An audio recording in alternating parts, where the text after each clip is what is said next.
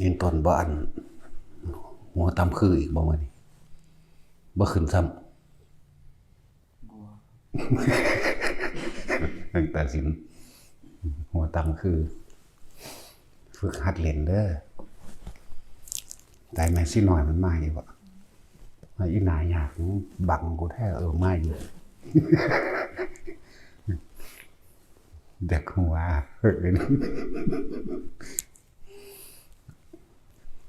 อันมึงตั้งหน้าไม่ว่าแต่มึงเป็นหยังเฮ็ดจังซี่ โอ้ยอีหานี่ยิ้มจักน้อยแหน่จังคือคนนี่พึ่งดู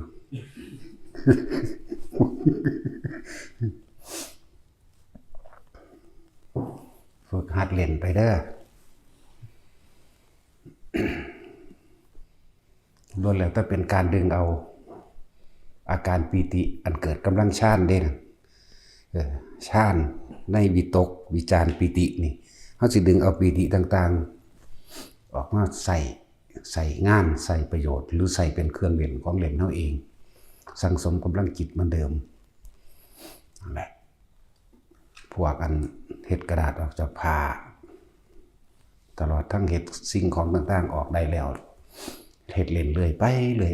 นั่นแหละล้วนแต่เป็นการสังสมจนถึงขั้นว่าที่นี่เอาตัวเองออกจากผ้าเอาตัวเองออกเองได้บัดนี้ขมูอันพระเฮานี่ก็ใส่ผ้าพับเป็นสามเหลี่ยมแหละแบบเดียวกันกับเฮาพับผ้าหน่อยนะเอาตัวเองแล้วก็ดึงทับมาแล้วก็หมุนตัวเองนะหมุนตัวเองแบบเดียวกันแหละกับเฮาอันให้มันตามธรรมดาแล้วบ่อยากให้ใส่คำบริกรรมแล้วก็บ่อยากให้ใส่อยากให้ใส่กำลังจิตที่ในขณะใดขณะหนึ่งที่ว่างรอยต่อระหว่างความว่างที่สามารถให้ตัวเองออกจากผ้าได้คือเราต่อลมหายใจเข้าปุ๊บกับลมหายใจออกเฉียดกันนิดเดียวสำนั้นหนึ่งเด้แต่ว่าถ้าเกิดว่าบ่เข้าใจก็ใส่คำบริกรรมเอาเพื่อบ่มีความบ่ให้มันฟุ้งซ่านบ่ให้มันคิดในทางที่ให้ออกนะส่วนมากจุดหมายเฮาว่าสิออกเนี่ยออกในแม่สินะยันแต่บ่ออกนี่นะนั่นแหละเป็นจังซั่นมันก็เลยต้องใส่คำบริกรรมเป็นกุศโลบายเอาใส่คำบริกรรมได้ก็ได้นะโมพุทธลิศหรือนะโมพุทธัสสะมื้อนี้ได้ทั้งนั้นได้ว่าล่ะนะโมพุทธลิศหรือนะโมพุทธัสสะแต่ว่าความวิตกไว้ความคิดเอาไว้ว่าคือต้องการตัวเองออกจากผ้าเอาตัวเองออกเองได้นี่บ่แม่นเอาอย่างอื่นอย่างอื่นมันเข้าใจแล้วล่ะนะ เดี๋ยวก็ลองช่วงเฮ็ดไปเรื่อยๆถ้าเกิดว่าตัวเองออกได้แล้วนี่บางที่ช่วงใดช่วงหนึ่งที่เฮาเผลอๆนี่มันจิตทะลุออกห้องนอกห้องได้ถ้าเอาตัวเองออกนอกห้องได้ก็สามารถทะลุเข้าตามกำแพงหินหรือต้นไม้ได้นี่ก็เป็นอันว่าสำเร็จในวิชานี้ในวิธีนี้ในเครื่องเล่นนี้เฮาบ่ได้ถือว่ามันเป็นเครื่องศักดิ์สิทธิ์หรือขังหรือเขิงอิหยัง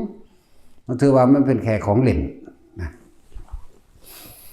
นั่นแหละให้ถือว่าเป็นแค่ของเล่น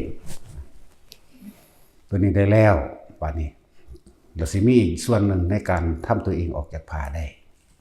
เอาตัวเองออกจากผ้าได้นี่เฮานึกไว้ณสถานที่แห่งใดแห่งหนึ่งเฮาสามารถไป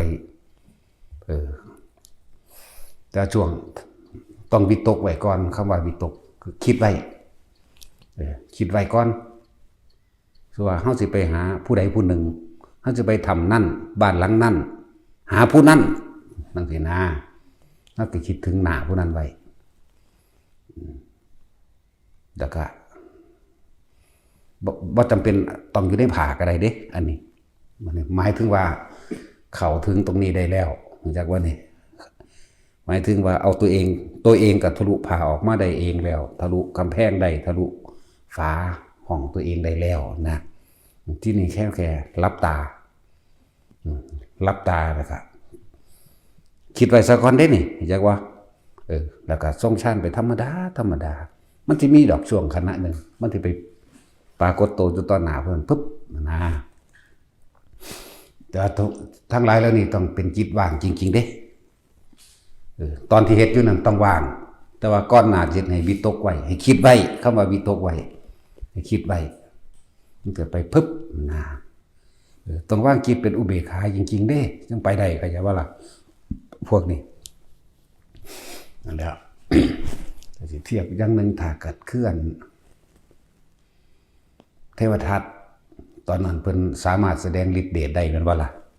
เพิ่นก็ว่างจิตอุเบกขาบ่ได้เพื่อสิ่งใดเด้แต่ว่าเพิ่นก็ทะลุเข้าไปในห้องของ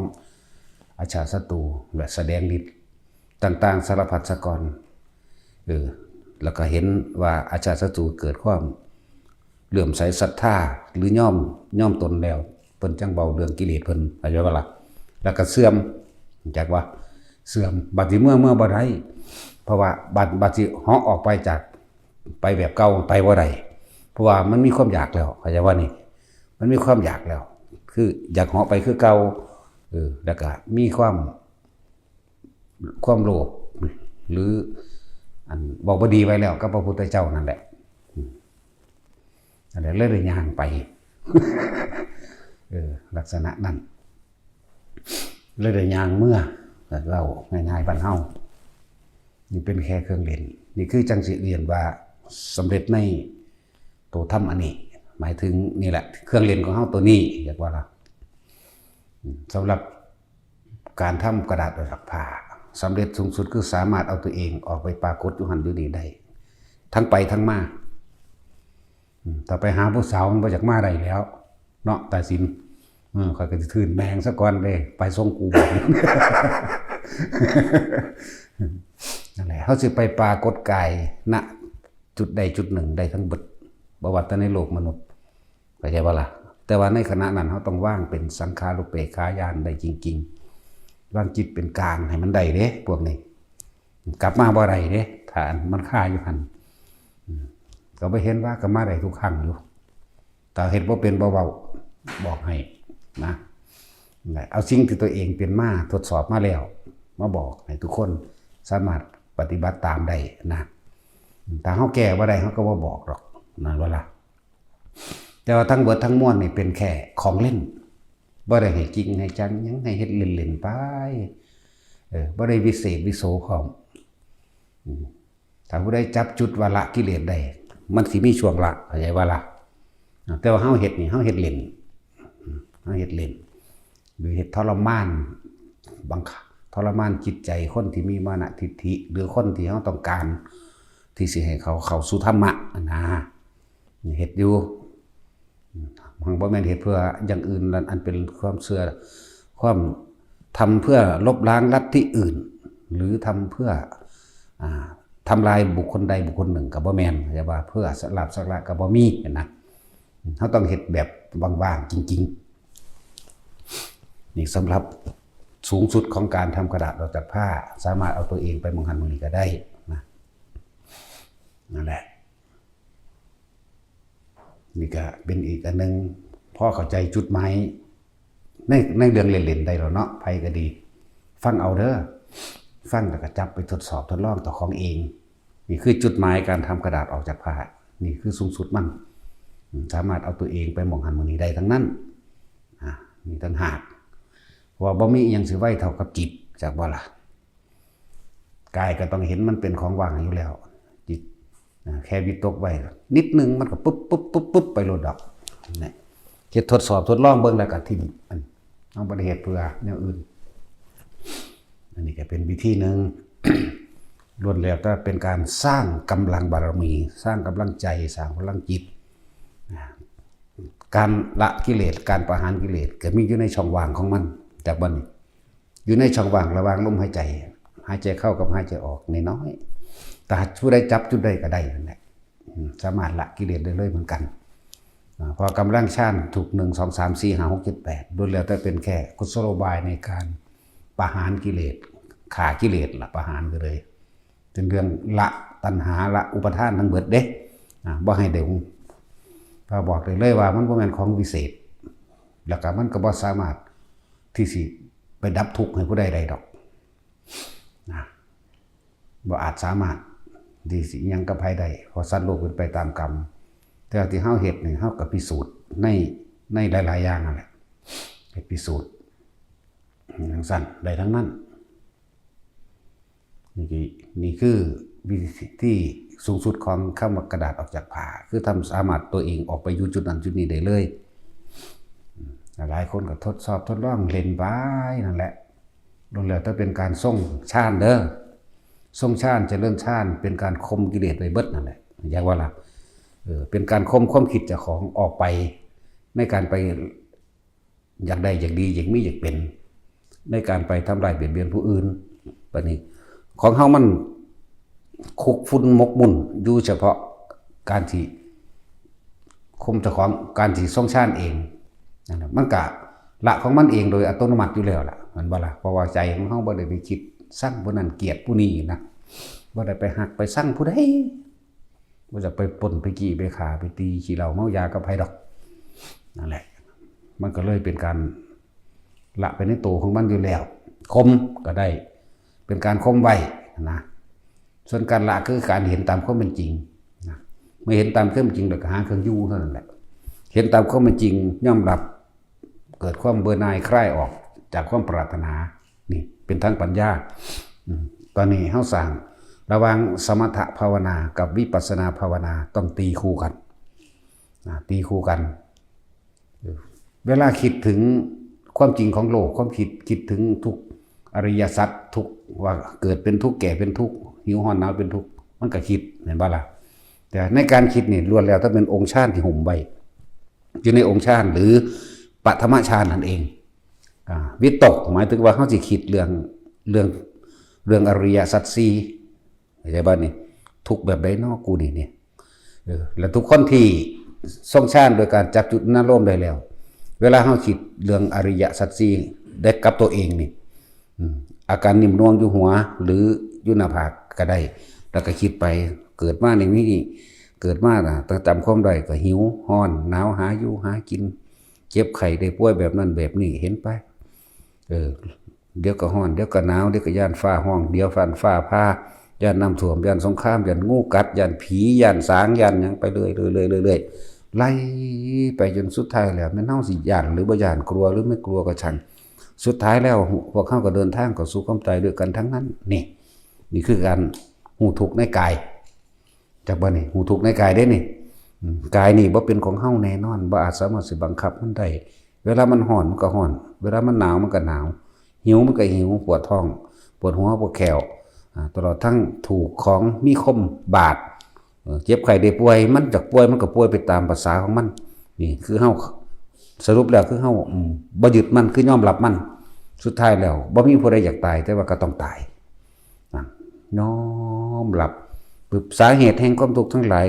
บัดนี้เฮาก็นี่คือทุกขังอริยสัจจังโดยตัวเองอาจารย์ว่าเอาเรื่องของตัวเองได้มาคิดนี่เรียกว่าเดินวิปัสสนาปัญญา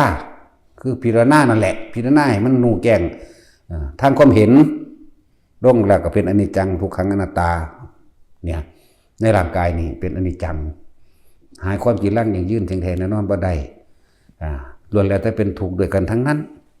ทุกข์ภายนอกคือทุกข์กายก็เจ็บปวดร้อนหนาวล่ะทุกข์บ่มีแต่ว่าก็ต้องรับสภาพทนได้สิ่งเหล่านี้มันบ่สะเทือนใจได้ดอกถ้าใจมันบ่หยุดจากบ่ล่ะ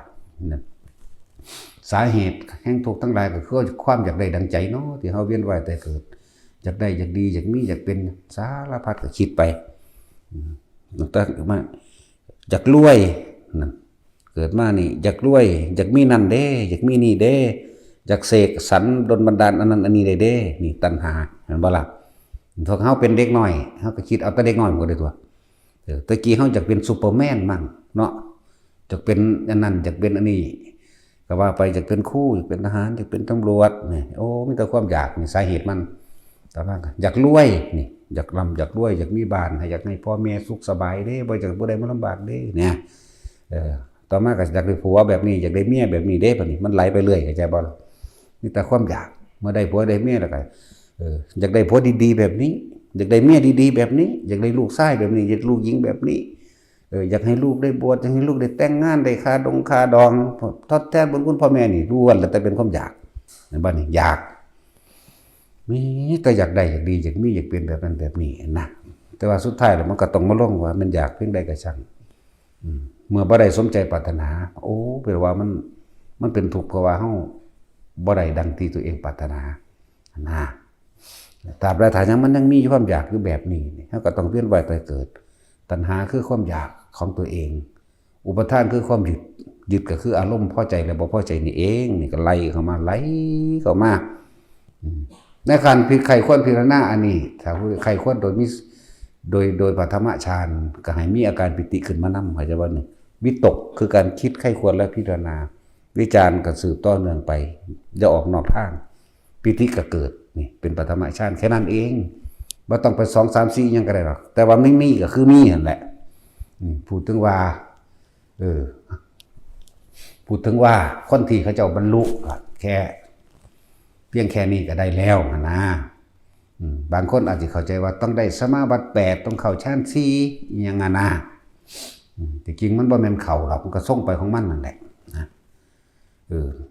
ทีนี้พิจารณาไปเรื่อยแหละเมื่อกำลังฌานมันมีแล้วกำลังวิปัสสนามันก็ออกมาเดินของมันเองปัญญาการพิจารณากับไอ้คนสลับไปสลับมาอยู่นี่แล้วก็การเห็นในปัจจุบันมื้อนี้เขาเห็นโดยบ่คิดเป็นแบบใดเนี่ยก็ทรงฌานนั่นแหละมันก็สิคอยเข้าใจของมันเองหูจักต้นเหตุของปัญหามันแล้วก็หาเครื่องอยู่ตัวตราบใดที่ยังมีความอยากตราบใดที่ยังมีเหตุปัจจโยเหตุและปัจจัยทั้งหลายหาสัตว์เว้นว่าจะเกิดคือตัณหาและอุปาทานนี่เองคือความเข้าไปยึดในบุคคลสัตว์สิ่งของอยากให้เป็นของตนแล้วก็แม้นก็เข้ามายึดในตนบ่อยากตายอีกอยากนุ่มนี่ก็หูเห็นสาเหตุของมันแล้วแต่ก็ต้องยอมรับมันเมื่อมันยอมรับมันแล้วเมื่อถ้ายอมรับมันแล้วต้องหาเครื่องอยู่ให้เป็นเข้าใจว่าล่ะหาเครื่องอยู่กับการทรงฌานนี่เองคนที่บ่มีอาการนิ่มนวลเกิดขึ้นกลางคิ้วหน้าผากหรือหัวก็อยู่กับลมนั่นเองมันทั้งรู้ดอกว่าตัวเองนั่นหายใจที่แรกก็อาศัยการเพ่งอยู่ซะก่อนตัวจดจ่อเป็นจุดนั่นบ่ล่ะจดจ่อเป็นจุดหรือเพ่งอยู่นั่นแหละจดจ่อเป็นจุดก็ดีต่อมามันนั่งสิคลายเอาเองแบบว่าเอ้านั่งอยู่ซื่อขนาดบ่ได้สังเกตลมหายใจก็ยังฮู้ว่าตัวเองมีลมหายใจนะฝึกเอาซะก่อนเลื่อนว่าหาเครื่องอยู่ทรงฌานเจริญฌานด้วยลมหายใจไปเรื่อยการใช้ชีวิตก็มักมีองค์8ด้วยซ้ำผู้ใดลงใจในเรื่องของการพิจารณาถึงอริยสัจ4แล้วเข้าใจบ่ผู้ใดลงใจในทุกข์สมุทัยนิโรธรู้จักแล้วเฮาต้องหาวิหารธรรมอันเป็นเครื่องอยู่นี่นิโรธเด้เป็นเจโตวิมุตติเด้ความคิดมันบ่ไปเข้าใจบ่นี่ความคิดมันบ่ไปปรุงแต่งแสวงหาในความอยากได้อยากดีอย่างนี้เป็นถ้าว่าเรื่องปัญญาก็คือมันรู้แจ้งแทงตลอดทั้งเบิดในความเห็นสรุปความเห็นได้แล้วว่าเกิดต้องตายว่าอยากก็ต้องเกิดว่าบ่อยากก็ต้องดับก็เลยต้องหาเครื่องอยู่ในการทรงฌานเจริญฌานนี่เองเข้าใจว่าล่ะนั่นแหละเฮ็ดไปใช้ชีวิตก็โดยถ้าเฮาเห็นตามความเป็นจริงได้แล้วเรียกว่าสัมมาทิฏฐิความเห็นเด้อันนี้เห็นตามความเป็นจริงสรุปตามความเป็นจริงในเบิดทุกอย่างว่าสิ่งใดเกิดสิ่งนั้นดับนี่ก็แม่นทุกครั้งอนิจจังอนัตตานั่นแหละนี่ก็เห็นตามความเป็นจริงเช่นนี้สัตว์โลกเป็นไปตามกรรมก็เห็นตามความเป็นเช่นนี้กรรมอะไรที่เกิดขึ้นด้วยจิตเจตนานี่คือเหตุแห่งกรรมก็รู้เช่นนี้เรียกว่าเห็นตามความเป็นจริงแล้วก็บ่ไปถือเอา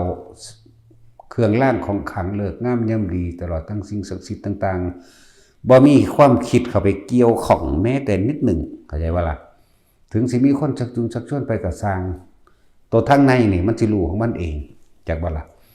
เพราะว่าเฮาเห็นตามความเป็นจริงได้แล้วมันรู้ของมันว่าบ่มีสิ่งใดโดนบันดาลหยังใดดอกนะ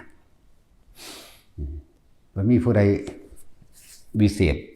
เสกสรรดลบันดาลบ่ได้เป็นไปตามฤกษ์งามยามดีบ่ได้เป็นไปตามพิธีถวายของ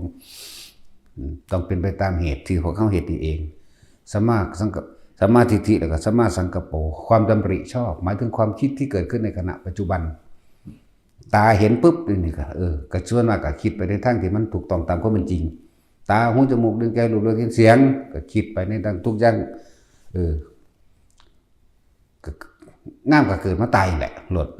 มันสิรู้ในตัวเองนั่นแหละ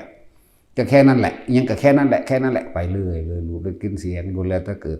ที่ตาหูเห็นเป็นรูปรสโดยลิ้นกลิ่นจมูกเสียงนั่นนี่ก็ว่าไปสุดท้ายก็หาความจริงแล้วยังยื่นบ่ได้ดอกน้อนี่ที่ตาเขาเห็นกันอยู่เดียวนี้แหละธรรมะวาจาก็เว้าแต่คำจริงธรรมะทิฏฐิสัมมากัมมันโตสัมมาวาจากัมมันโตคือกระทำสิ่งใดก็แล้วแต่ล้วนแล้วแต่กระทำตามความจริงอีกบ่ว่าทางในบ่ว่าทางนอกโดยกายวาจาใจสัมมาอาชีวะกับประกอบอาชีพที่เป็นอาชีพที่ไม่เบียดเบียนทำร้ายให้ผู้ใดผู้หนึ่งชีวิตและทรัพย์สินเป็นอาชีพที่บ่ขัดบ่ขวางในทางนิพพานนั่นเองมิจฉาวานิชาเลิกติดเบิดไม่ขายเหล้าเนี่ยแล้วตลอดทั้งเครื่องดองของมึนเมาสิ่งเสพติดทั้งหลายอันทำให้เกิดเสียสติแม้ตนเองหรือผู้อื่นเสียสติอย่าว่านี่ไม่ขายยาพิษนี่บ่แม่นว่าถ้าจะไปเบื่อคนเด้เอาไปฆ่าสัตว์ก็ได้คือพวกฆ่าแมลงตามผักตามต้นไม้อันบ่ล่ะไม่ฆ่าอาวุธทุกชนิดอาวุธตลอดทั้งเครื่องจับสัตว์และดักสัตว์นี่ไม่ฆ่าเห็นบ่นี่ไม่ฆ่าเนื้อหมายถึงสัตว์ต่างๆไม่ฆ่าเนื้องัวเนื้อควายหรือเอางัวเอาควายมาขายแล้วนะหมูเห็ดเป็ดไก่มันนี่นะนี่เรียกว่าไม่ฆ่าเนื้อสัตว์มีชีวิตนี่จากวันเพราะว่าเฮาสิบ่ไปสั่งให้เขาตายเพราะว่าเฮาเป็นผู้สั่งจากวันนี้แต่ถ้าถึงแม้จะกินเนื้ออยู่หรือทำอาหารที่เกี่ยวกับเนื้ออยู่เฮาสิบ่ได้ไปจำเพาะเจาะจงว่าเอาสันให้แน่เด้อจัก50โลเอาเนื้อให้จัก200โลในเด้อเป็นเขียงนั่นน่ะแต่ว่านี่เฮาไปซื้อเอาเลยหมายถึงคือเฮาบ่ได้เป็นผู้ไปสั่งในโรงฆ่าเขาจะว่านี่นั่นแหละแล้วก็ไม่ค้ามนุษย์จากว่านี่เพราะว่าค้ามนุษย์นี่ห่วยจับคนไปขายก็เอิ้นว่าค้ามนุษย์หรือเอาเครื่องในไปขายค้ามนุษย์หรือหลอกลวงเอาค่าแรงของเขาเอาเขาไปขายแลกก็เรียกว่าค้ามนุษย์เข้าใจบ่ดินั่นแหละมิจฉาวานิชานี่คือไม่มีเลยทั้งสั้นนั่นแหละมันเป็นสัมมาอาชีโวล่ะเกิดขึ้นแล้วบัดนี้บริสุทธิ์เด้พวกนี้ไม่ว่าล่ะธรรมะวายโมกข์มีความเพียรชอบประกอบด้วยธรรมตามความเป็นจริงเนี่ยเฮ็ดอีหยังก็สร้างเฮ็ดตามความจริงบ่ได้เฮ็ดตามความหลอกลวงเฮ็ดพยายามตามความจริงสมาสติมันก็ระลึกตรวจสอบตัวเองได้คำว่าสตินี่ระลึกตรวจสอบ1 2 3 4 5 6จนถึงที่โตที่7อันนี้ควรอันนี้ไม่ควรเด้สมาสติจากบ่ล่ะบ่แม่นตัดสติอยู่เฉพาะกับลมหายใจบ่แม่นว่าตัดสติอยู่กับหรือทำความรู้สึกอยู่ในกายอย่างเดียวก็ว่าสติตัวนี้เป็นตัวกว้างขวางอยู่เป็นการระลึกตรวจสอบหรือเรียกว่าย่านใส่ย่านทัศนะในการระลึกว่าอันใดควรอันใดบ่ควรจากว่าล่ะมันก็เป็นสมาธิเมื่อมันเกิดจิตตั้งมั่นบ่หวั่นไหวกับสิ่งที่เข้ามากระทบเองสมาธิจิตตัวนี้เลยบ่หวั่นไหวมีแต่รู้ไปผู้ที่เว้าจังซี่ก็รู้ผู้ที่เว้าจังซี่ผิดหรือถูกก็รู้ในหั่นแต่ว่าบ่ไปตัดสินผิดถูกกับไผเด้เพราะว่าบ่มีความเข้าไปยึดมั่นถือมั่นผิดมันก็รู้ถูกมันก็รู้แต่ว่าบ่เข้าไปยืนยันตัดสินกับไผสมาธิเขาโกหกนินทาก็รู้เขายกย่องสรรเสริญก็รู้ได้อันนี้มาถ้าบ่ยึดแล้วก็บ่มีแนวเสียก็แล้วกันนะหรือว่าได้ลาภบ่เสื่อมลาภดอกเพราะว่ามันบ่ได้คิดว่าได้จักบ่ได้ลาภสมญาติยศสมยศนั่นคือภาษาที่เขาจะออกมาสื่อสารแต่ว่าคนที่เป็นแบบนั้นจริงๆน่ะมันก็รู้อยู่ซื่อๆเด้เฮ็ดไปนั่นแหละเราจะว่าฝึกไปที่เป็นหยังคือมาแนะนำของเล่นต่างๆนานาสารพัดก็เอามันมาใส่ประโยชน์นั่นเองอีกอย่างหนึ่งคนที่สิอธิบายอีกอย่างแบบนี้มันหายากเด้หายากมากๆเด้มันธรรมดาเด้เราก็ดึงเอาอาการปีติต่างๆอันเกิดจากกำลังของฌานจากบันเรื่องเช่นว่าเอาอาการปีติอันเกิดจากการภารณาปีตินี่ทำให้กายโยกกายสั่นนี่ โยกหน้าโยกหลังโยกซ้ายโยกขวาแล้วเฮาสามารถดึงเอาอาการปิตินั้นวางจิตแบบใดใส่คำบริกรรมแบบใดถ้าเฮ็ดบ่เป็นก็ยังมีวิธีกุศโลบายให้ว่าให้พวกเจ้าใส่คำบริกรรมเป็นตัวนำว่านะมะพะทะเด้อเฮาทรงฌานโดยจับจุดอารมณ์เป็นแล้วแต่ว่าบัดนี้เฮ็ดจังได๋มันสิสั่นได้เห็นบ่ที่จริงนั่นน่ะโตวิตกไว้คิดไว้นั่นคืออยากให้มันแขนสั่นตัวนี้คือมาปรับธาตุธาตุอันใดมันพิการอยากบ่มันบ่สมดุลกันคือความเป็นโลกนั่นเองจึงให้มาปรับธาตุมันสิสั่นของมันบัดนี้บ่ต้องไปสนใจคำที่เขาเว้าว่าปุกพระหรืออันผีทรงเจ้าเขาทรงบ่ต้องไปสนใจเพราะว่าเฮาสิเบิ่งกำลังเฮาสิเบิ่งของเฮาเองคือเฮาทำความรู้สึกอยู่ในกายเฮาบ่ให้มันออกข้างนอกตะกี้เขาแต่เฮาเป็นเน้นหน่อยเฮาไปเห็นไปเอาหวยเอาเลขเห็นบ่ล่ะไปเบิ่งผู้สาวไปเบิ่งนั่นเบิ่งนี่ซื่อๆเด้เพราะว่าหยังคนบ่เข้าใจอริยสัจ4ตะกี้นั่นแหละเฮาเฮ็ดเป็นมาแตะพุ่นแล้วล่ะแต่ว่าเฮาบ่ไปแบบนั้นบัดนี้เฮาก็มาพลิกไปทางมันดีตัวพลิกไปในทางที่สูงพลิกไปทางให้มันเกิดประโยชน์โดยตนเองและผู้อื่นพร้อมนะครับเขาสิฝึกแบบนั้นส่วนมากสิไปแต่ทั้งต่ำดอกไปทั้งสูงก็ได้ที่จริงนั่นยกจิตไปสู่ที่สูงไปทั้งไม่ไปเบิ่งอันนี้ก็ได้เด้ล่ะแต่ว่าเฮาบ่จักให้ไปเท่านั้นเฮาให้อยู่ในตัวเองเอาอาการปิติตัวนี้ภารณาปิติเรื่องจะโยกหน้าโยกหลังเนี่ยเป็นดุจดังว่านั่งอยู่ในอ่างน้ำที่มันโยกนี่มันให้เอามาสั่นในการผ่อนคลายร่างกายให้ร่างกายสงบระงับหรือปรับธาตุดินน้ำไฟลมในร่างกายของบ่สมบูรณ์บ่ป่วยเฮ็ดไปอันตัวนี้ก็เลยเอามาตัวนี้มาเป็นเครื่องรักษาเลยว่าสมาธิรักษาโรคมั่งนะเพื่อจะให้เกิดความเข้าใจง่ายๆนำก็สิเว้าไปโดยศัพท์โดยอันนั้นมันบ่เข้าใจก็มีแนวกระตุ้นดึงดูดมานำแหละแท้ที่จริงแล้วคือมาสั่งกำลังฌานกำลังบารมีเพื่อให้รู้อริยสัจ4เด้เอาแนวมื้อนี้คือเขาเจ้าว่านี่คาถาเงินล้านนี่แหละเนาะสวดไปสวดมามันก็กลายเป็นสมาธิของมันเองสวดไปสวดมาก็เป็นฌานมันเองเนาะมันก็ได้นำเพราะว่าแต่ว่าบ่ได้เงินล้านดอก หมายถึงว่าสิ่งที่ได้กว่านั้นมันลึกล้ำกว่านั้นเกินเงินล้านได้จิตตั้งมั่นได้สมาธิได้ฟังธรรมได้รู้เห็นหลายอันหลายอย่างในอริยสัจนี่เฮาแต่ว่าตัวนี้เฮาทุกอย่างที่บ่แม่นเว้าโดยจินตนาการเฮ็ดเป็นพร้อมแล้วสอนให้ทุกคนเป็นพร้อมเข้าใจบ่ล่ะให้ทุกคนเป็นพร้อมบ่แม่นเว้าโดยปากเป่าโดยเต่าตะล่ามาเว้าเด้ใส่เห็นผลมาแล้วเป็นมาแล้วทุกๆคนคือทุกคนที่มาฝึกอยู่นี่ทรงฌานเจริญฌานโดยลมหายใจและจับจุดหน้าลมจังซี่เน้นให้จนเป็นจนได้เข้าใจบ่ล่ะพิสูจน์ด้วยตนเองนะคนเฮ็ดกระดาษออกจากผ้าจังซี่เฮาก็บ่ได้ไปจับไปแตะไปต้องหยังนำเฮาแค่บอกนั่นบ่ล่ะแต่ของจับเอาเองเฮ็ดเอาเองเป็นเอาเองสิว่าตัวกับเจ้าของตัวเจ้าของเท่านั้นตัวเจ้าของเป็นผู้จับเองจับต้องเองเฮา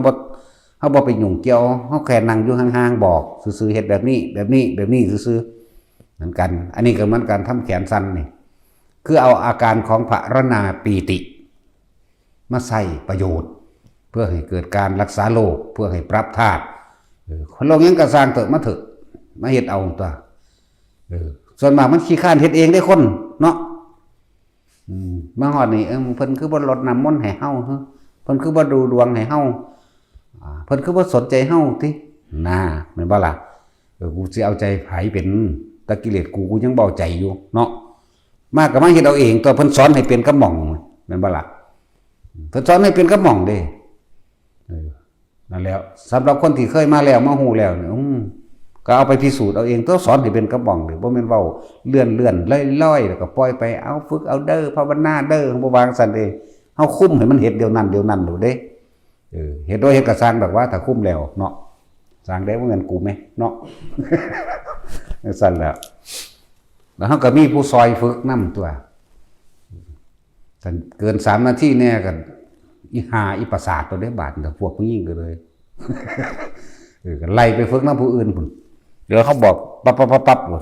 บอกไปน้ำเขาก็เป็นไปน้ำหลดเนาะอะไรสำหรับคนที่ป่วย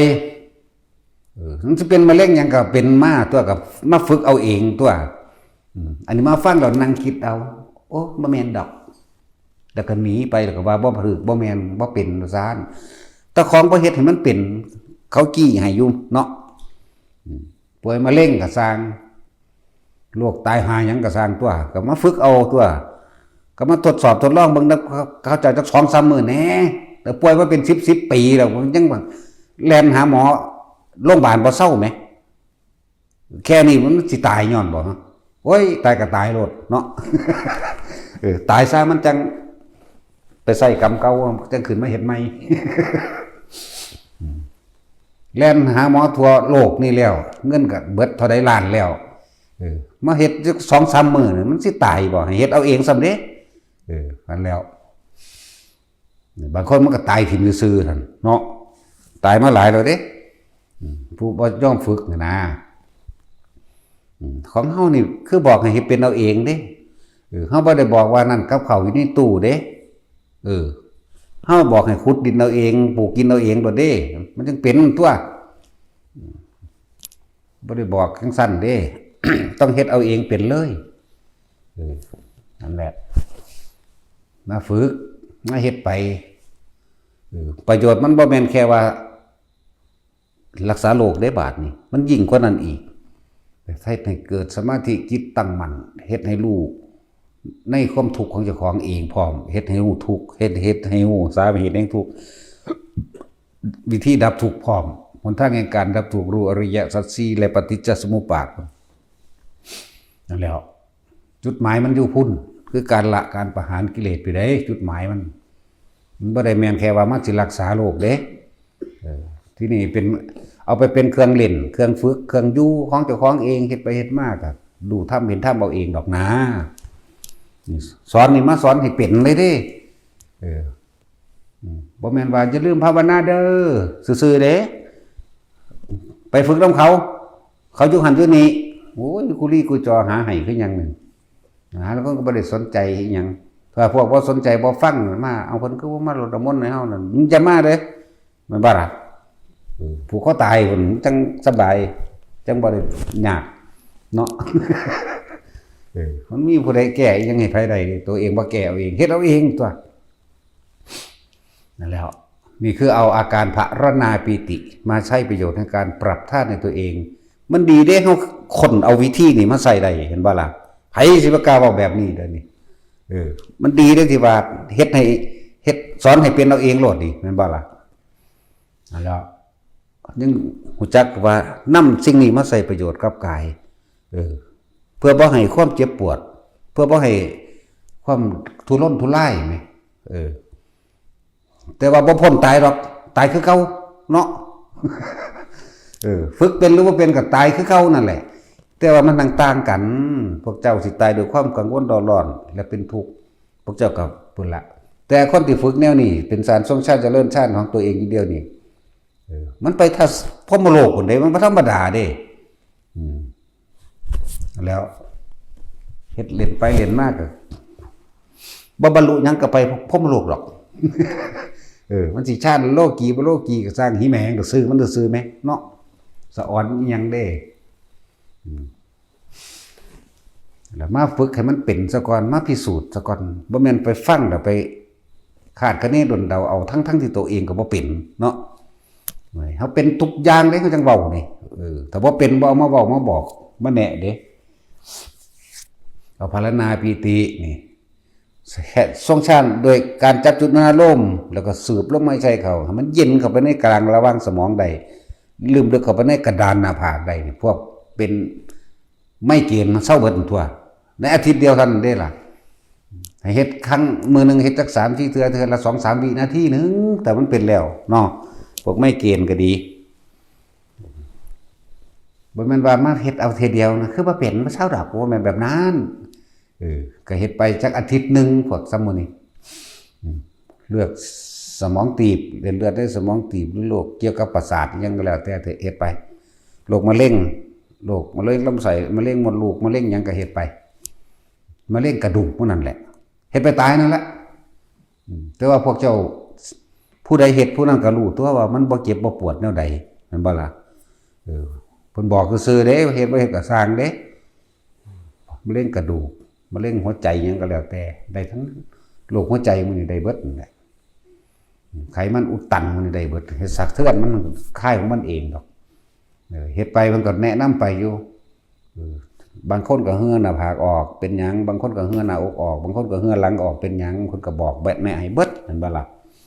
มันคือเป็นจังซั่นจังซี่เพิ่นก็บอกแก้ให้เกิดความเข้าใจบ่ให้หวาดกลัวบ่ให้ระวังบ่ให้ระแวงบ่ให้กังวลเรื่องนั้นเรื่องนี้ก็บอกเบิดตัวเนาะนั่นแล้วนั่นก็สั่งว่าเฮ็ดจังใดเฮาสิดึงคำว่าอุพงคาปิติมาเฮ็ดให้ตัวเองลอยได้พร้อมพุ่นน่ะปิติทุกอย่างปิติทุกชนิดสามารถมาใช้ประโยชน์แต่ละโลกแต่ละธาตุแต่ละอันใดจากบัดนี้นั่นแหละปิติแต่ละอย่างสามารถที่นำมาใช้ประโยชน์ในกายใดล้วนแล้วแต่ว่าเกิดจากการทรงสร้างเจริญสร้างจิตนั้นล้วนแล้วแต่อยู่ในอารมณ์อันเป็นกุศลทรงอารมณ์เป็นกุศลเบิดน่ะเฮ็ดจังซี่ถ้าบ่กุศลมันบ่เป็นไปเด้นั่นล่ะ บัดนี้พวกอุพงคาปิตินี่เป็นดุจดังว่ากายลอยขึ้นเฮ็ดจังใดเฮาสิลอยได้จริงๆเฮ็ดจังใดเฮาสิยกขึ้นได้จริงๆถ้าสิจับเอาความรู้สึกของอุพงคาออกมาใส่ก็ใส่บ่ได้เพราะว่ามันมีแต่คิดลอยไหมเห็นบ่คนมันมักง่ายเนาะก็ยังมีกุศโลบายบอกให้อยู่นั่นแล้วใส่กุศโลบายใส่คาถานี่เด้อจุลคันธาหรือมหาคันธาก็ว่าไปผู้ใดอยากได้ก็มาเอาน้ำเน้นต้นนี่หลวงพี่ต้นนี่แหละแท็กซี่มึงได้หรอวะบอกมึงบ่เบิดเด้มึงจะบ่กักไว้ แต่ผู้ใดเฮ็ดแบบนี้ได้ร้อยได้ก็สิไปถามเอาน้ำผู้นั้นขี้โกงเล่นอยากก็ที่จริงมันเป็นแค่กุศโลบายซื่อดอกผู้ใดจับความรู้สึกตอนนั้นว่าเป็นดุจดังว่ากายลอยขึ้นได้จริงๆนะจับความรู้สึกนั้นแหละก็แส่ความรู้สึกนั้นไว้แต่ว่านี่มันบ่จักวิธีก็เลยต้องใส่คาถาจักว่าก็เลยต้องใส่คาถาหรือคำบริกรรมนั่นแหละเดี๋ยวสิว่าขังเขิงหามึงอีกละคาถาก็ดีเนาะ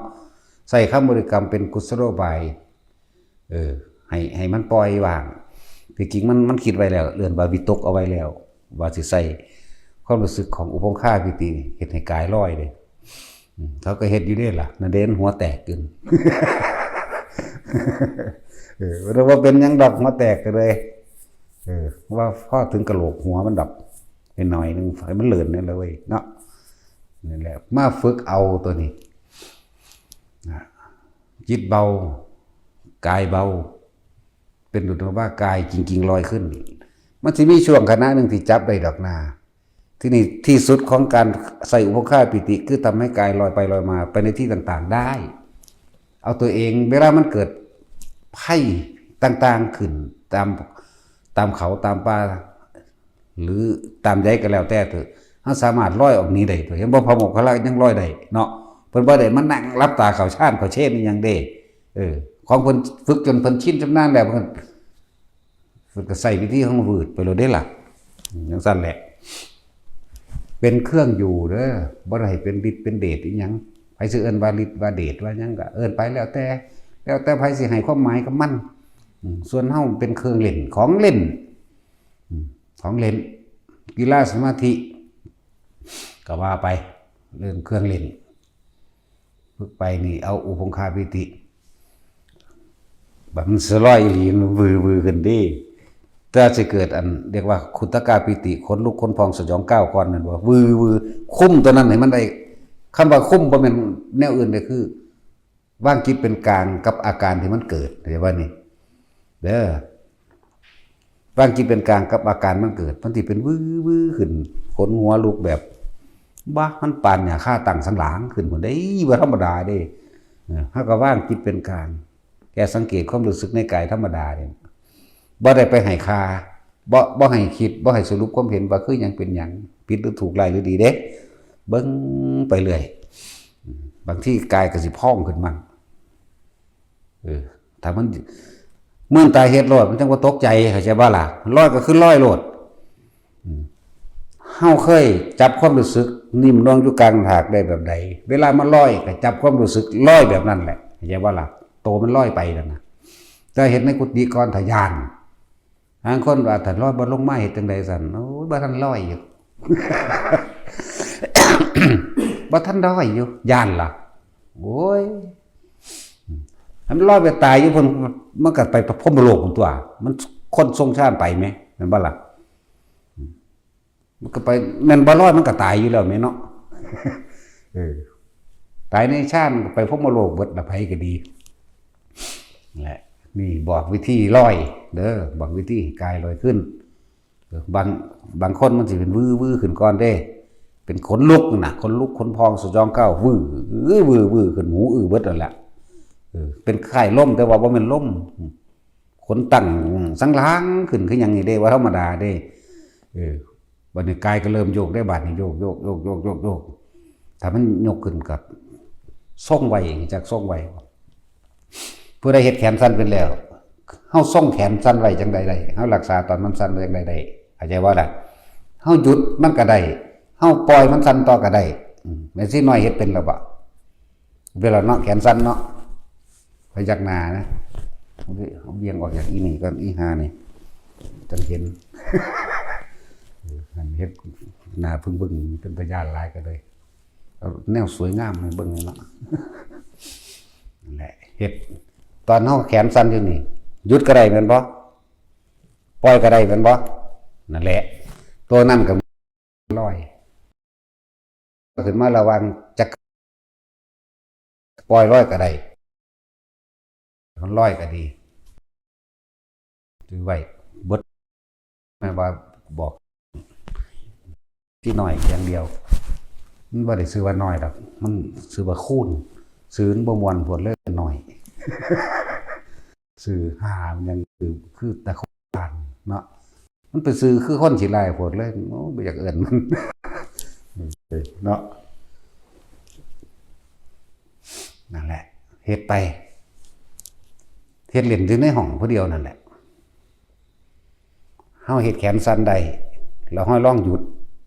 มันก็หยุดถ้าเฮาปล่อยสั้นก็สั้นต่ออาจจะว่านี่อันนี้ก็เหมือนกันเฮาก็ลองหยุดซะนี่เฮาปล่อยขึ้นก็ขึ้นเฮาปล่อยลงก็ลงเด้เฮ็ดไปแต่เอาเจ้าของออกจากภาคคือเฮ็ดเล่นเบิดทุกอย่างนั่นแหละอันมั่วตัวไปโลดแต่ว่าอยู่ในชาตินี่แหละอยากว่าเฮ็ดเด่นเบิดทุกอย่างมันสิจับจุดได้หนึ่งดอกนานั่นแหละ ต้องบอกว่าเฮ็ดเล่นไปเถอะส่วนเฮ็ดจังใดเฮาสิมีหูทิพย์หรือตาทิพย์ก็ต้องจับเอาเรียกว่าอาการปิติอันเกิดจากหยังล่ะลืมล่ะอุตกาปิติ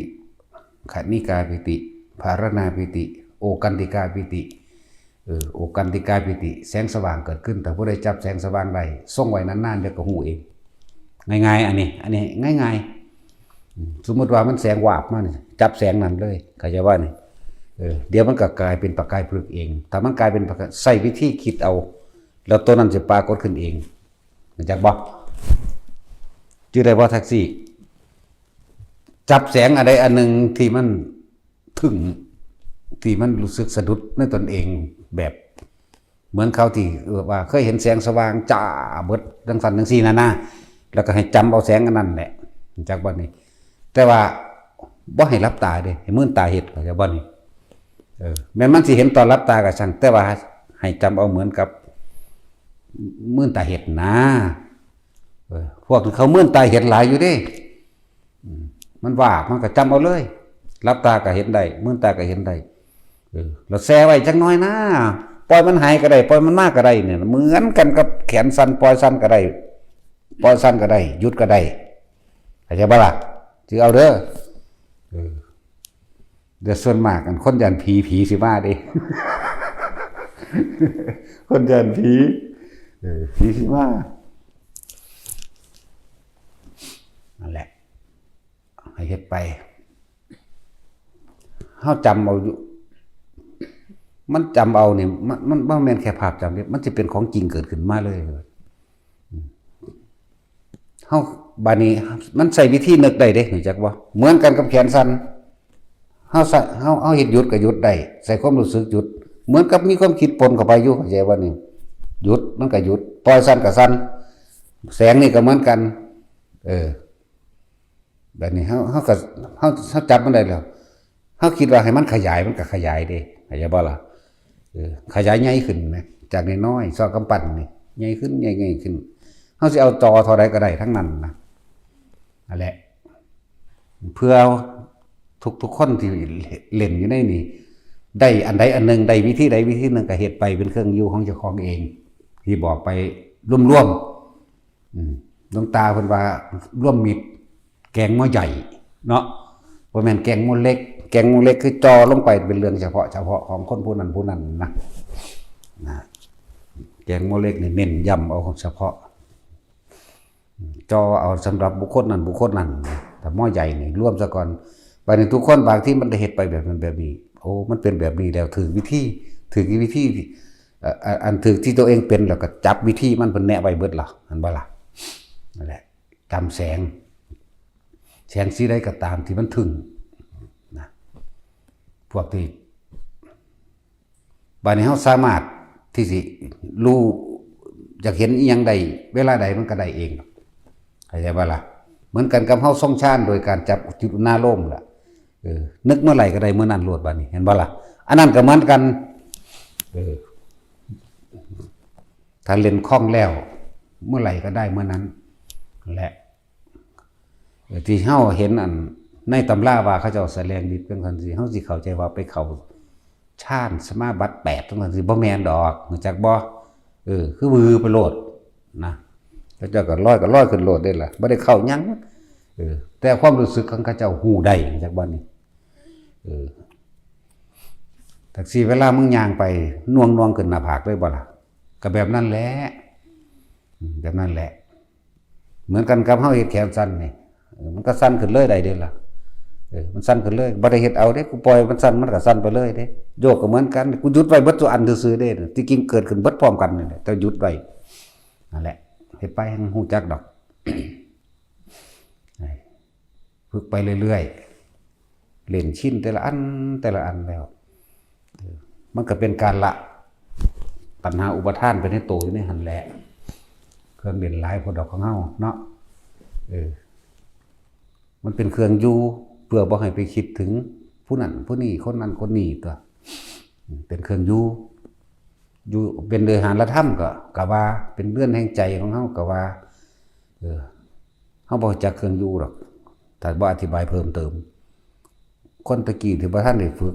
คำว่าเครื่องอยู่นี่อยู่กับลูกนั่นแหละเป็นเครื่องอยู่เขาใช่บ่นี่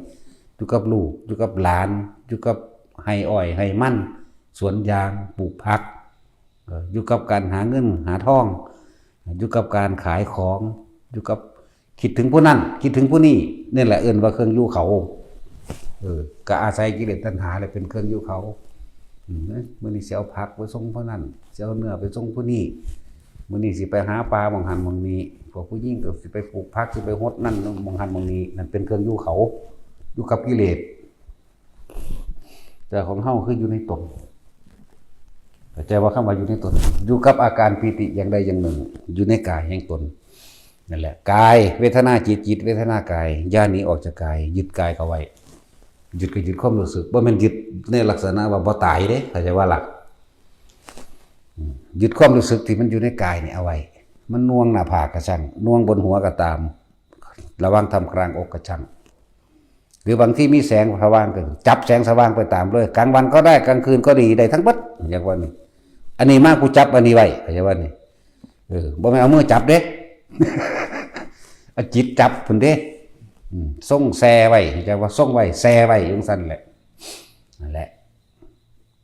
ความรู้สึกโยกจริงๆเฮาปล่อยให้โยกมันก็โยกเลยแต่ว่าใส่ความรู้สึกหยุดมันไว้เข้าใจบ่นี่ปล่อยให้ลอยมันก็ลอยปล่อยให้โยกมันก็โยก ขนลุกขนพองสยองเก่าก็ได้อิ่มเอิบทุกดินตันใจนี่ก็ได้แต่ทุกอย่างนี่ตอนนี้อยู่ในระดับอยู่กลางๆมันถ้าสิใส่อันใดอันหนึ่งดึงมาใส่เลยความชำนาญจะความชำนาญบ่ดึงเข้ามาดึงแค่นึกถึงอาการนั้นปุ๊บมันก็เป็นได้เลยจักว่าล่ะฝึกไปเรื่อยเล่นไปเรื่อยพวกกระดาษออกจากผ้าผู้ใดเฮ็ดหยังบ่ทันออกก็เฮ็ดไปเล่นไปอันนี้บ่ได้ก็เฮ็ดอีกอย่างนึงอันนี้บ่ได้ก็เฮ็ดอีกอย่างนึงนั่นนะ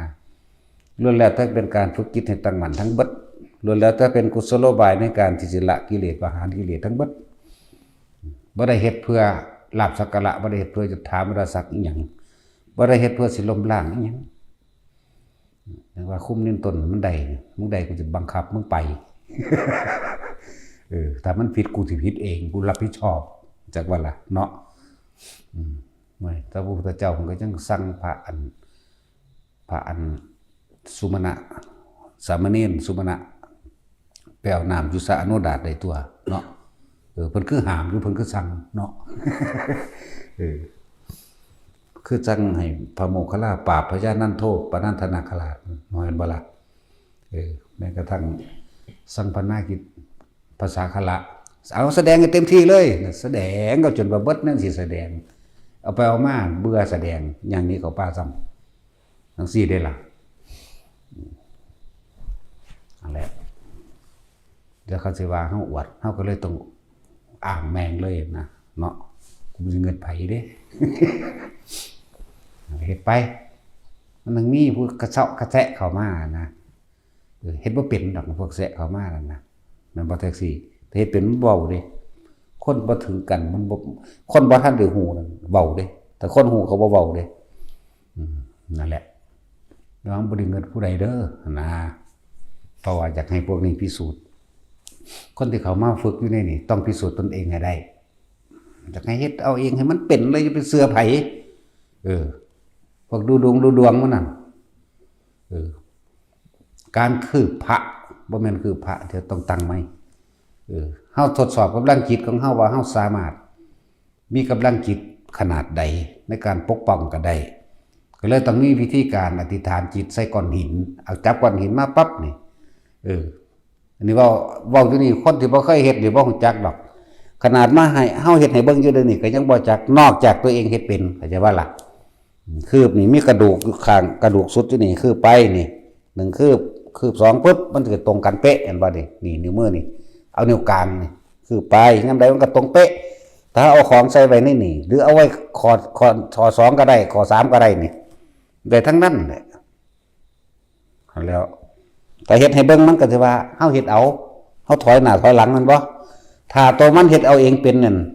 มันสิบ่มีฮอดคำอธิบายแม่นบ่ล่ะนั่นแหละให้มาฝึกเอาเองเป็นล้วนแล้วแต่เป็นการทรงชาติเจริญชาติทั้งเบิดนั่นแหละอาศัยสิ่งนี่เป็นเครื่องอยู่เป็นเครื่องเล่นเป็นความอัศจรรย์หลายอย่างเด้เนาะพิสูจน์เอาตัวที่เว้านี่เว้ามาท้าทายเชิญท่านเข้ามาดูเองเถิดเด้นี่จักบ่ล่ะเชิญท่านเข้ามาดูเองเถิดเชิญท่านเข้ามาฝึกเองเถิดเชิญท่านเข้ามาพิสูจน์แล้วกับด้วยตัวเองของพวกท่านทั้งหลายเถิดเด้นี่ว่าเฮาสอนได้เฮ็ดได้แต่ว่าเฮาบอกอยู่ทั้งนอกพี่นั่งบอกกันเอาเฮ็ดแบบนี้แต่มันเป็นได้เอาพวกเจ้าสิอธิบายว่าจังไดเนาะนั่นแหละที่เว้านี่คือท้าทายว่าเชิญพวกท่านมาดูเองเถิดเด้นี่แล้วบ่แม่นเฮาว่าดีๆเด็ดๆจังดอกภาษาของเล่นของกานี่แหละเนาะบางคนว่าอัศจรรย์หลายของเล่นยิ่งกว่านี้อีกก็มีแต่สิเฮ็ดกระดาษออกจากผ้ากับว่ามันเป็น10 มือบ่ใช่จังออกมันสั้นแล้วทุกคนพิสูจน์ได้เบิดตัวเฮ็ดได้เสมอกันก็จังไรนะครับหลายอันหลายอย่างที่แนะนำให้เป็นเครื่องอยู่มันจังบ่เหงาเนาะจังบ่เหงาคือพระคือก้อนหินอธิษฐานจิตตัวเองลงไปแต่อธิษฐานบ่เป็นก็ใส่คำบริกรรมนะโมพุทธัสสะใส่ก้อนหินแล้วค้างไว้แล้วก็คือไปหรือผู้ใดสิว่านะมัตถุพุทธนังนะมัตถุโพธิยานะโมพุทธังนะโมวิทยาค้างไว้เข้าใจบ่นี่อันนี้ เฮาเฮ็ดบ่เป็นซื่อๆเด้เล่นบอกว่าให้ใช้คำบริกรรมหรือคำคาถาเข้าใจบ่นี่คำว่าคาถาบ่แม่นว่าไปขังเด้มันขังมันเกิดสำเร็จได้นี่เกิดฤทธิ์เป็นสำเร็จได้นี่คือกำลังจิตของเฮาเองจักบ่นี่มันใช้ประโยชน์หยังถ้าคนทรงชาติเป็นกลางอยู่ตลอดเพียงคนเฮานึกถึงเฮาซื่อๆนี่มันเชื่อมกันเข้าใจบ่นี่เหมือนกับคนโทรมาหาเฮานั่นแหละโทรศัพท์มาหาปุ๊บเกิดเรื่องร้ายหรือดีอิหยังก็ว่าไปนะสิ่งที่เฮาอธิษฐานจิตไว้นี่มันสิพุ่งไปเองเข้าใจบ่นี่วันนี้เอาเทียบเอาง่ายๆคือจังเฮาเห็นเขากำลังสิเอาค้อนฟาดกันนี่อยากว่าเฮานึกให้ตัวนั้นไม่เคลื่อนที่ไปได้ก็ได้เข้าใจบ่นี่หรืออย่างเช่นปฏิเว้าเรื่องนิทานเก่าพอได้เปรียบเทียบเพราะว่ามันมีในบันทึกอยู่พระพุทธเจ้าเฮานี่สิมาเยี่ยมลูกสาวเพิ่นนี่หมายถึงลูกศิษย์เพิ่นนั่นแหละเป็นพระโสดาบันแต่ว่าผัวนี่เป็นนายพรานเข้าใจบ่ผู้นี้มีหน้าที่ออกไปหาอยู่หากินเขาก็ไปจับกระแตกระลอกไปจับกระต่ายหรือหาของปลาเพราะได้แต่ผู้เมียเป็นโสดาบันบ่ขาเด้ผัวต้องขามาตะปาจังมาเฮ็ดจังคั่วเข้าใจบ่นี่มื้อนึงพุทธเจ้าว่าผู้เมียนี่คือสิอธิบายเรื่องนั้นเรื่องนี้ให้ผัวพอเข้าใจแล้วล่ะพอสิโปรดได้ดอกมั้งนะเพิ่นก็เลยมามื้อนั้นเพิ่นก็เลยปล่อยสัตว์ที่มันติดในบ่วงในแหวเขานั่นน่ะปล่อยออกแล้วเพิ่นปล่อยแล้วเพิ่นเลยขอแลกชีวิตเข้าใจบ่นี่ถ้านายพรานนี่สินำไปเป็นอาหารแกงหรือเนื้อก็ให้เอาไปได้เลยขอแลกชีวิตกับสัตว์ติดอยู่ในกับดักอันนี้เพิ่นก็เลยเอาขาเพิ่นไปใส่ถอยแทนบ่วงนายพรานนี่ก็มาติ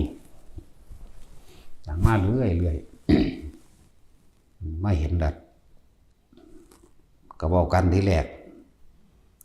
เพิ่นก็บอกว่านายพรานสัตว์ของท่านติดอยู่ในบ่วงอันนี้เพิ่นบ่จักพระพุทธเจ้าดอกเฮาตถาคตได้ปล่อยไปแล้วแลกชีวิตไปแล้วถ้าท่านต้องการชีวิตของตถาคตสิเอาไปทำแกงทำอาหารหรือเอาเป็นโทษทานเนี่ยก็จงเอาเถอะมันสูญเด้จังว่าล่ะนายพรานมันโมโหยิ่งยืดธนูขึ้นโกงขั้นธนูขึ้นโดยคำคาถาที่เขาเจ้าเขียนไว้เนาะสัทธาธนงอากัตติตุงวิสัชเชตุงนาทาสินี่คือคำคิดเปรียบเทียบสัทธาธนงอากัตติตุงวิสัชเชตุงนาทาสิขอลูกธนูจงอย่าแล่นออกจากแหล่งความหมายนี่เป็นคำคาถาที่จริงเพิ่นบ่ได้บอกคาถาดอกแต่คนบ่เข้าใจหรือว่าจังซี่เพิ่นก็นึกซื่อๆว่าจะลูกธนูจงอย่าวิ่งออกจากแหล่งเข้าใจว่านี่มันก็หยุดมันก็ข้างอยู่สั่นน่ะนะลักษณะนั้นมันบ่ออกไปอันของพวกเฮาก็แค่อธิษฐานใส่กำลังจิตที่มันตั้งที่มันมีกำลังในการทรงชันไว้แล้วสมมุติว่าเขาสิฟาดค้อนใส่กันขอจะให้ถือคนนั้นเด้อก็จะว่าล่ะมันก็เวียงของมันออกเองเด้มันก็เวียงของมันออกเองนั่นแหละมันก็ซอยได้หลายอย่างอยู่เด้เหมือนกันแหละกับว่าคนที่ยังไม่ถึงอายุไขทหารเขายิ่งกันคนที่บ่ทันถึงอายุไขจะบ่นี่ขอให้ปลอดภัยอันตรายแม้ว่าถึงอายุไขแล้วแต่ว่ายังมีประโยชน์ต่อพุทธศาสนาก็ขอเพียงเป็นแค่บาดเจ็บจากว่ารักษาชีวิตไว้แล้วอันอื่นๆคือบ่ถึกเลยจากว่าล่ะอันแนวนั่นนี่เขาก็เห็นของเฮาอยู่แล้วนั่นแหละคนที่ยังบ่ทันถึงอายุไขอย่างว่านี่ก็อธิษฐานแบบนี้ไว้นะคือเขายิงกันนั่นแหละในไทยเขมรนี่แหละแคล้วคลาดปลอดภัยหลายกว่าอยู่เด้ล่ะเห็นบ่ล่ะแต่เมื่อถึงอายุไขแล้วเฮาบ่อาจสามารถต้านทานได้แต่บ่กับอีกอย่างหนึ่งแม้นถึงก็ช่างถ้าเกิดว่าเขายังจะเป็นประโยชน์ต่อชาติศาสนาพระมหากษัตริย์ก็เขาว่าเพียงแค่ว่าบาดเจ็บมันนะเข้าใจบ่นี่อันแล้วแต่ว่าเฮาก็ต้องป่วยแทนในจังหน่อยนี่อยากบ่ล่ะคนเฮาก็ต้องเป็นธรรมดาตัวเฮาตัวเองเอาไปรับแทนเนี่ยบ่ ตัวนั้นมันก็เลยมาลงที่กายมันต้องมาลงที่ตัวกายเฮานั่นแหละก็ป่วยแทนในจักหน่อยนั่นแหละ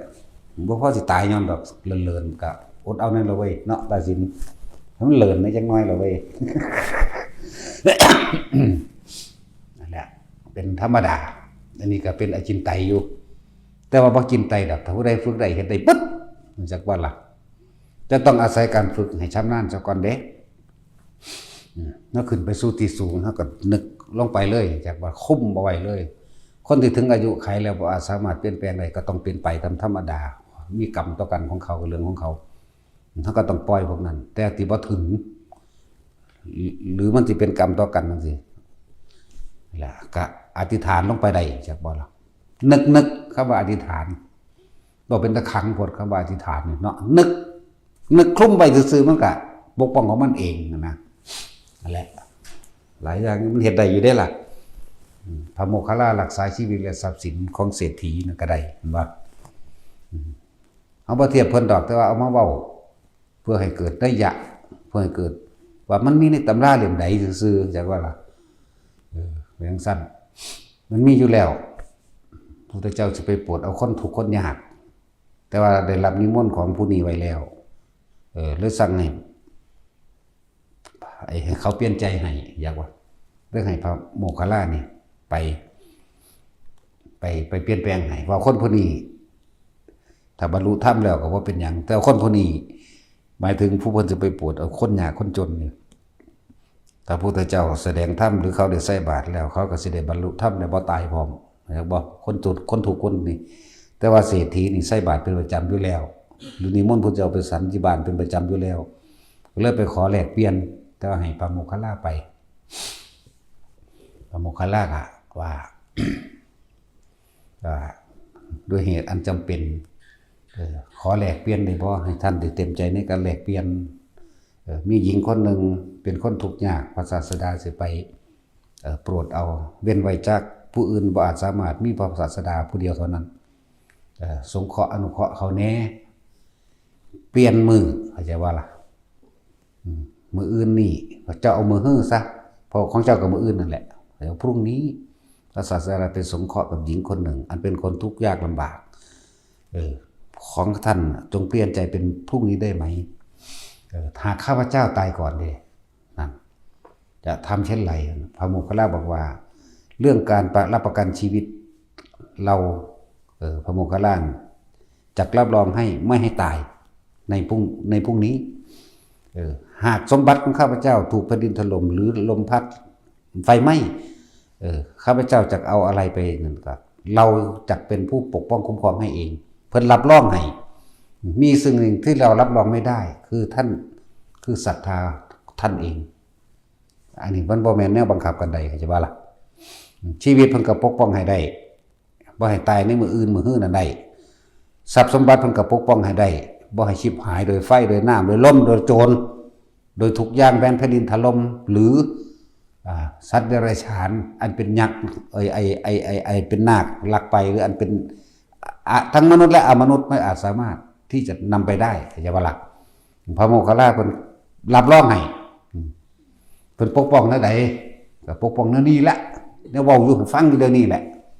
จักบ่ล่ะนั่นแหละเพิ่นก็ปกป้องให้แต่ว่าเราไม่อาจสามารถปกป้องศรัทธาของตัวท่านได้ศรัทธาท่านต้องรักษาด้วยตัวท่านเองเศรษฐีก็เลยบอกว่าถ้างั้นเราจะรักษาและปกป้องศรัทธาตัวเราเองขอนิมนต์พระโมคคัลลาคือเพิ่นอนุญาตแล้วหมายถึงมาขอเปลี่ยนมือนะนำให้พระศาสดาไปสงเคราะห์อนุเคราะห์กับหญิงคนนั้นเถิดนี่พระพุทธเจ้าต้องไปบ่ล่ะมันก็ไปหาหญิงคนนั้นแสดงธรรมนั้นนี่ฟังแล้วเกิดได้บรรลุธรรมนั่นเองนั่งอันนั้นก็มีอายุยืนต่อไปนั่นแหละมันก็มีเรื่องเล่าจังซี่แหละเฮาก็ดึงจากพระไตรปิฎกมาเทียบมาทดมาลองมาเทียบสอบทดลองเอาเองเฮ็ดอยู่ผู้เดียวนั่นแหละเฮ็ดหลายอย่างเลยคือถาดเข่าถาดใส่เข่านี่มันหมุนอีหลีว่าขึ้นเป็นนางแมงทั้งถาดหมุนอีหลีได้ล่ะคงลวงอยู่ผู้เดียวแล้วเครื่องข้างไผ สิไปเห็นน้ำของตรวจสอบอยู่ผู้เดียวเนาะบางที่ก็เอากระโปะอันเนี้ยเขาเจ้าถูพื้นไม้นะพื้นไม้แล้วก็เอากระดานขึ้นกระดานไม้ว่ามันกระดานแผ่นแป้นแต่ว่ามันใหญ่แน่จักว่าเอาขึ้นไปตั้งตึ้งมะพร้าวมันเป็นจังซี่ต้องตัดเครื่องกันว่าแล้วก็หาก็ไปปาดสอยออกน้อยๆอยู่นี่แล้วแผ่นไปตั้งแล้วก็ไปยืนอยู่ไว้กลางจะอยู่หั่นก็ค้ำไม้ไว้ซะก่อนเลยแล้วก็ส่งชานบัดนี้เฮาสิเอาตัวใดหมุนเอาใส่ตัวหมุนไว้ก็ใส่ตัวหมุนลงมาหมุนอีหลีไว้นั่นแหละงาดเล่นอยู่ผู้เดียวเด้อล่ะงั้นว่าซ้ำมันคิดพ่อเอามาให้พวกเจ้าเล่นนำอยากบ่ล่ะหลวงปู่องค์นั้นโอ้ยโคตรพ่อโคตรแม่มึงจำได้พวกสิ่งนี้จากกูเราเหลือใจห้องขึ้นสุดเสียงหลวงปู่องค์นั้นอุ้ยควางล่างอยู่ผู้เดียวล่ะก็ได้เคิงข้างตึงต่ำตูมอยู่พอสำนี้จำได้พวกสิ่งนี้จากกูจำได้พวกสิ่งนี้จากกูธรรมดาบอกมันอุ่นใจได้เห็นน้ำผู้ใหญ่ผู้เฒ่าเนาะทำท่าอะไรนี้ซื่อๆเด้ทางแอบมาเบิ่งอยู่ยอมเด็กเดินเที่ยงคืนมากแต่ตึงตังอยู่เปิดกระเดินยังก็บ่เพิ่นนั่นแหละเดียวได้เพิ่นละนี่เบิดนั่นแล้วมีฮอดแนวนี้เด้นี่คือพระคือปันก้อนหินในใจวันเวลาเพิ่นเรือนถาดว่าเขาจักบ่ล่ะเฮานึกเล่นๆจักวันนึงเพิ่นกำลังหยิบเอามาตูดไปเอาเองห่วยหมาสีแม่มึงเอาอีกแล้วบาดเพิ่นสิหยิบนี่ถาดบ่เข้าถาดอันคือเฮาส่งเข้ากันเฮาก็แกล้งเพิ่นเนาะของเฮาอยู่แถวหลังเพิ่นเนาะสุดท้ายแม่นบ่ล่ะเป็นเน้นเนาะสุกขึ้นหลังกันคิดเอาได้นี่มันต้องไปคือจักว่าล่ะนี่แหละก็คือวิธีดีเองนั่นแหละเพิ่นกำลังสิจับเลื่อนปาดมันวากใส่เฮาอีกตากขึ้นไปเหลียวสังยังเบิ่งเฮาโอ้ยบาจีแม่มึงจับได้มึงสิดีจักกูล่ะตูดมาให้บัดนี้จับไว้ก็เอาแล้วบาดนี้เบิ่งดูไผมึงสิเก่งสำพอมึงบอกว่าได้บาดนี้ก็จับเอาล่ะแกล้งเพิ่นซื่อๆนั่นแหละบ่ได้มีอีหยังอายุบ่ได้อยู่หลายองค์ดอก6กับเจ้าของเองทั้งเที่ยก็3แล้วแต่สิเฮ็ดเด้ทั้งแต่ก็เฮ็ดฝนตกใส่เด้สู้กันทดลองม่วนตัวเด็กน้อยเฮ็ดเนาะเพิ่นว่าดอกเฮาเป็นเด็กน้อยเลยได้อยู่เรียนว่าท่านเขาดอกมีการลอยหากด้วยจ้างกันเรียนว่าท่านเลยธรรมดาบอกนั่นแหละเฮ็ดเลนเฮ็ดหัวป้ายเลยของพวกนี้ไม่หลอกหลวงปู่เซ่งใครตัวเราขึ้นมาอยู่เฮ็ดผีหลอกธรรมดาบอกให้พวกเข้าไปฝึกไปเรียนไปนั่นแหละทุกสิ่งทุกอย่างมันก็แค่นั่นแหละไม่ต้องไปซีเรียสเคร่งเครียดเคร่งครัดยังกับมันดอกฝึกไปกระดาษออกจากผาว่าได้บ้านเป็นกับฝึกน้ำการทั้งได้ไก่เมสซี่หน่อยฝึกหายอย่างก็ล่ะอันเรื่องแขนสั้นอันเรื่องโยกอันเรื่องเฮ็ดผาเฮ็ดเรื่องเฮ็ดต่างๆเริ่มต้นใหม่ส่งชาติเจริญชาติโดยการจับจุดอุณาโลมก็มาให้พวกนั้นเขาอีเกียดังวีสอนให้หลายอีดอกอีปุ่งมันเกียดังวีอีปุ่งอีชิงวิ่งก็อีชิงวิ่งบ่สอนไปดอกอีใดอีกเกียดังวีอีปุ่งไปอีกเนาะ3คนอยู่เลยเนาะอีเป็ดมันนี่แต่ว่าอีเป็ดมันบ่มีเสน่ห์บันไดวะเขาเรียกเห็นแล้วเขาวายโลดแต่แม่คันแน่บ่โหดบ่ฆ่าไผบ่แม่นอีบูดอีหน้าโหดเหี้ยมอำมหิตอีอึ้งตึงแต่มันก็เว้าดีๆเด้แต่มันเว้านะเป็นตะวันบ่เว้าหลายคนอยู่ดอกที่ฝึกสอนให้กันแนะนำกันไปตัวแนะนำกันไปกันแหละเฮ็ดไปคนที่เป็นครูคนที่แนะนำไป นะล้วนแล้วแต่เป็นการสังสมของตัวเองไปพร้อมเด้เป็นธรรมทานเด้จักบ่ล่ะบ่ให้ไปใจให้เขาเด้ธรรมทานเด้มีอานิสงส์เริ่มของในเองอีกเติมเพิ่มเติมที่เจ้าของมีอยู่แล้วแล้วก็สิรู้จักหลายๆอย่างในการที่ละตัวเองออกบางคนแสดงความคิดเห็นหลายๆอย่างเด้เห็นบ่เฮาสิวางจิตจังใดเวลาเขาแสดงความเห็นกับเฮาเวลาเบิ่งดูมึงสิวางใจส่ำใดเนาะมันมีหยังสิสอนยากซ้ำสอนคนเด้เห็นบ่ล่ะบางทีเขาก็เว้าซอกๆๆๆบ่ทันได้เฮ็ดหั่นนะแล้วเว้าเอาแต่ผลมันน่ะเนาะมาทางนึงว้ายโลดเด้ฝากใส่โลดเด้ไล่ไปเฮ็ดโลดเด้ก็เฮ็ดเป็นแล้วแต่จังบานี่ล่ะเว้ยเนาะบ่ทันเฮ็ดอยู่ขาดคะเนเอาผลวิตกกังวลไว้แล้วคือหยังสรุปเอาไว้แล้วจะพึ่งสรุปคนที่มาฝึกนี่เจ้าสิความรู้หลายปานใดก็สร้างเจ้าต้องถิ่มความรู้ซะก่อนถิ่มสัญญาเข้าใจบ่นี่ที่ได้ยินได้ฟังได้รู้ได้เห็นของผู้อื่นมานั่นน่ะตัวเองบ่ทันเป็นเฮ็ดคือคนโง่ๆแหมฝึกโง่ๆเบิ่งลมโง่ๆแหมอยู่กับลมแล้วก็จับความรู้สึกเจ้าของเองถ้ามันเป็นเอาเองแล้วก็จังว่ากันน่ะนะเนาะถิ่มให้เบิดเด้ถ้ารู้มาหยังโดดเด้วากตัวโดดเด้เฮาก็เลยจังบอกพวกนี้แหละหาลางเทื่อเขาก็บ่อยากสอนเขาเกร็งเนาะเห็นบ่ห่วยเฮาก็ห่วยถ้ามันเป็นมันบ่มาดอกโดดเด้อีหลีมันว่าแท็กซี่ถ้าคนมันบรรลุแล้วมันบ่มาดอกแม่นบ่ซั่นบ่มันบ่ทันบรรลุตัวมันจังมาพวกมานั่งใครมาอวดความรู้หั่นบ่ต้องสอนมีแม่มันวิตดาโลดเว้ยเป็นอรหันต์ดอกกูบ่สอนดอกหนีโลดเด้นั่นแหละผู้ใดสิมาฝึกก็ต้องอย่าเอาความรู้อย่าเอาความเห็นที่จดที่จำมาความรู้จำกับความรู้จริงมันคนละเรื่องกันเด้อแต่รู้จริงๆนั่นน่ะมันก็บวชนั่นแหละเนาะแต่บ่ซั่นก็ตายนั่นแหละสิมีหยังแล้วเบาปานอรหันต์ว่าเฮาปะขึ้นไปอยู่ภูเขาโอ้ยญาติว่าซั่นเอากวนบรรลุแล้วอีแม่มึงเอ้ยเขาอีหาอยู่เด้จังซั่นเด้ว่าสิด่ากันแล้วบ่ได้เกี่ยวกันเด้และคนที่สิมาฝึกนั่นน่ะความรู้พวกเจ้าสิจดจำได้มากปานใดก็ตามวางไว้ก่อนมันบ่คือความจริงรู้จำกับรู้จริงเขาเลยย่างกันเด้แต่รู้อีหลีละได้จริงๆนั่นบ่มาดอกเนาะมันเบิดงานแล้วมันถึงที่สุดแห่งพรหมจรรย์ก็ว่าล่ะเนาะจังซั่นก็แบบมากะเต็มใจให้เขาแนะได้เลยเนาะเรียกว่าทิ่มให้เบิดซะก่อนสิ่งทั้งหลายเหล่านั้นแล้วก็มาฝึกเอาแล้วมันมีหยังอีกคือก้อนหินก็รู้แล้วบอกแล้วเนาะอาการปิติทั้ง5เอามาใส่ประโยชน์ต่างๆก็บอกยังแต่มาฝึกเอาล่ะผู้ใดก็ดี กับพวกที่อยู่เมืองนอกแต่เหตุว่าท่านเป็นกะทองนมัตถุพุทธนังนมัตถุโพธิยาเอาไว้สงครามเริ่มบ่เด้จริงๆมันเริ่มมานานแล้วเขาก็เตือนมานานแล้ว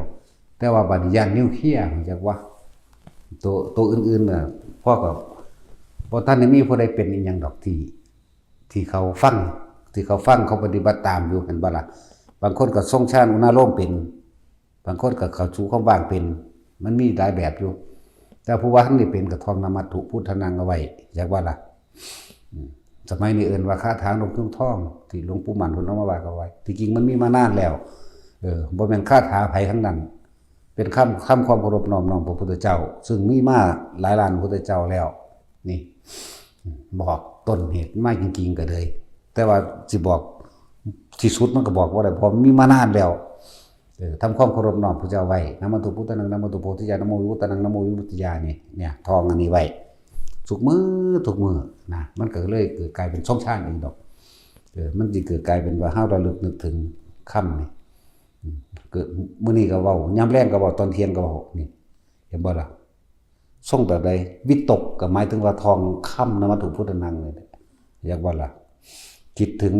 ย่ำใดก็ว่ากูยังทองแล้วเว้ยมื้อนี้ทองอีกก็น่ามันก็เกิดได้เป็นปฐมชาติเองดอก เดี๋ยวมันก็มีปิติเกิดขึ้นดอกนะ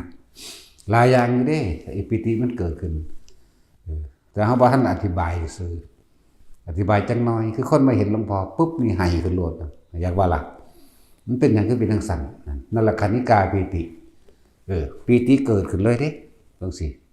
เว้าบ่ได้คิดบ่ออกเป็นฌานสองเลยเด้นั่นอยากว่าล่ะอึ้งอยู่หั่นเว้าบ่ได้ที่แรกมีคำถามหลายๆอย่างคิดมาไว้มาเห็นซื่อๆมันก็ซื่ออื่นกันโลดนั่นแหละคณิกาปิติชั้นสองเลยอย่าว่านี่แล้วปิติเกิดขึ้นเลยความคิดเกิดบ่ได้พวกนี้มันสิเว้าก็เว้ายังบ่ได้มันคาจุกอยู่ในคอมันก็ให้โลดนั่นบ่หนังสั่นก็มีนะบางคนก็ขนลุกวือขึ้นไปพร้อมแล้วก็จุกอกให้พร้อมจังซี่นะเป็นปิติ2ถึงปิติ3ก็ล้วนแล้วแต่ว่าอยู่ในทุติยฌานทั้งเบิดนั่นแหละสื่อมันอันนั้นเบิ่งโลดมันอิ่มมันปัสสัทธิมันผ่อนมันคลายออกเด้จักว่าปัญหาที่สั่งสมสุมมาไว้ตั้งไว้ว่าสิมาถามเพิ่นแบบนั้นพอแต่ไม่เห็นเพิ่นเท่านั้นน่ะขนลุกขึ้นสะอึกสะอื้นขึ้นเลยมันปัสสัทธิแล้วจากว่ามันเป็นสมาธิแล้วมันตั้งมั่นแล้วนั่นแหละจังซี่ก็มีเห็นซุมื้อล่ะมื้อนี้ก็หลายคนอยู่เด้ล่ะเนาะที่เขาเป็นน่ะนะบ่ต้องไปตกใจว่าเขาย่านเขาว่าเจ้าของเป็นบ้าดอกทางคนกันไว้บ่ต้องกั้นปล่อยแมงเลยจักว่า ปล่อยโลดบ่ต้องกั้นปล่อยก้มอยู่กับนั่นแหละเพราะแต่คือมันตั้งคำถามไว้ตั้งแต่ตอนสิมามันทรงชาติแล้วเด้นั่นจากว่านี่มันตั้งคำถามไว้นั่นจิตใจมันจดจ่อสิได้เห็นเพิ่นบ่น้อเห็นบ่เพิ่นสิอยู่บ่น้ออุ้ยสาธุเด้อคอยได้เห็นเพิ่นคอยได้กราบไหว้เพิ่นเห็นบ่นี่ล่ะทรงมันวิตกวิจารณ์ไว้อยู่นั่นจากว่านี่เนี่ยบ่แม่นแต่ว่าสิรู้ลมอย่างเดียวเด้อันนั้นแบบนั้นก็ดีนี่จิตมันจ่อพอแต่มาเห็นคนลุกวืดขึ้นกราบลงหรือบ่ทันกราบซ้ำให้หรอกนั่นแล้วอาการปิติ2อย่างขึ้นแทรกซ้อนกันได้เลยบัดนี้ไม่บอกบ่ได้ก็มีมันเป็นก็บอกบ่ได้มันคิดบ่ออกจังว่าเพิ่นเอิ้นว่าปิติสุขเอกคตามีแต่ปิติอย่างเดียวเกิดขึ้นที่เว้าบ่ได้เพราะคิดบ่ออกเพราะว่ามันปัสสัทธิมามันผ่อนคลายปัญหาเบิดแล้วจิตมันผ่อนมันคลายเอาเองเด้ที่มันตั้งเอาไว้นี่มันคลายเอาเองแล้วบางคนมาสิฮอดว่าท่านได้ฝึกหัดยังสงบล่ะเป็นสมาธิแล้วก็มีเข้าใจว่าล่ะแล้วมันเลยเป็นตามาอยู่เด้เนาะเอาสมาทาน